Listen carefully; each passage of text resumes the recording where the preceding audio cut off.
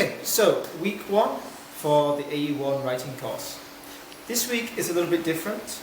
There are no activities to do in the textbook. The aim of this week is that we'll give you some clear examples of what you should do and examples of what you should not do.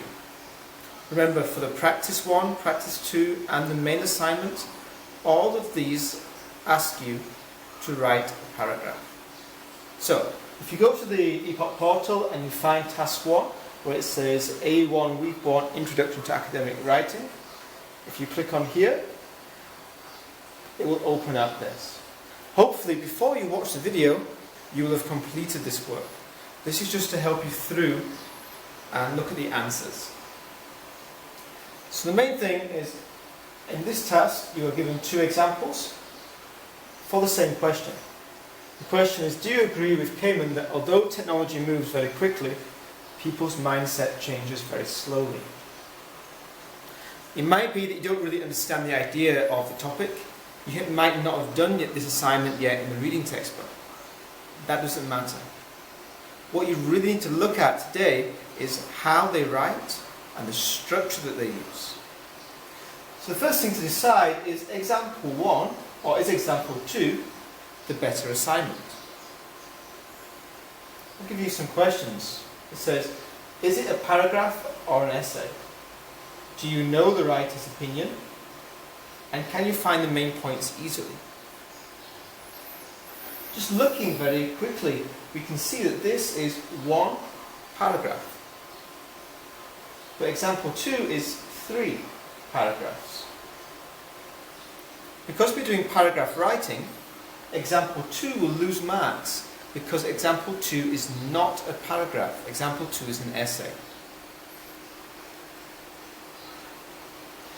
Do you know the opinion? Well, example 1 says, I believe that Cayman is right. Okay, so example 1 agrees with Cayman. Example 2 says, I agree that statement. Okay. But what example 2 does is it copies the title. Although technology moves very quickly, people's mindset changes very slowly. Copying the title in the introduction is never a good idea. If you compare the introduction from example 2 and example 1, example 1 says, write in asserting, saying that people's attitudes change much slower than technology. This one is moving the ideas around, it's putting the mindset first and the technology second, and it's also changing that word mindset to attitude. So, number 1 is very good because in the introduction it uses its own words. Example 2 is bad because it just copies the title. Now,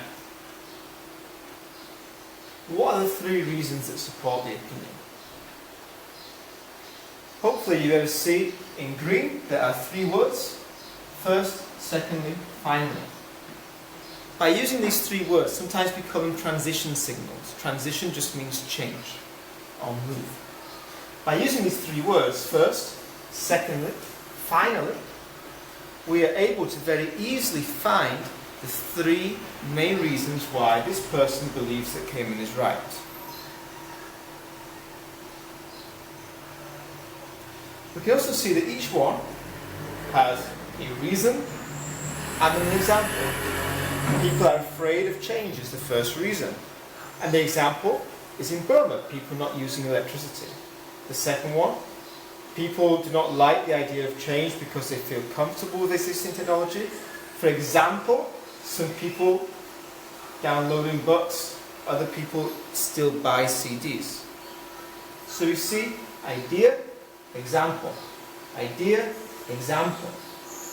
And that's the same format that you need to use. If you're giving a reason for something, you should try to give an example for your reason. For transition words to show the examples, we have for example, for instance, and you could also write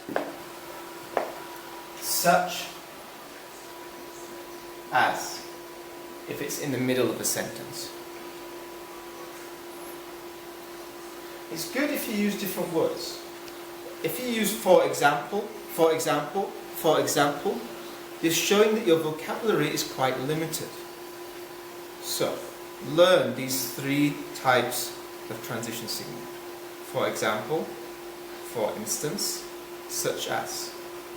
Try to use each one of these one time in your assignment. Can we see such as?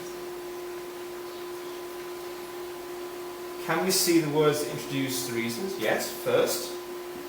Secondly, finally. And that shows my first reason, my second reason, my final reason. This helps the reader to know when you change your idea, when you go from the first idea to the second idea. And can you see a conclusion? Well, the conclusion is at the end, and it starts with in conclusion. By writing those words in conclusion, you are showing the reader that you are about to start your conclusion. Now, during the next 10 weeks, we will be looking at introductions, conclusions, reasons. We'll be practicing writing these 3 times for the homework assignments. And hopefully by the end of 10 weeks, you will also be writing a paragraph that has an introduction sentence, 3 main reasons, and a conclusion. Go back and read this example again. If you can try to use this structure when you write your assignments, then you're going to get high marks. Again, if you have any questions, please email me or any of the EPOC team. Thank you.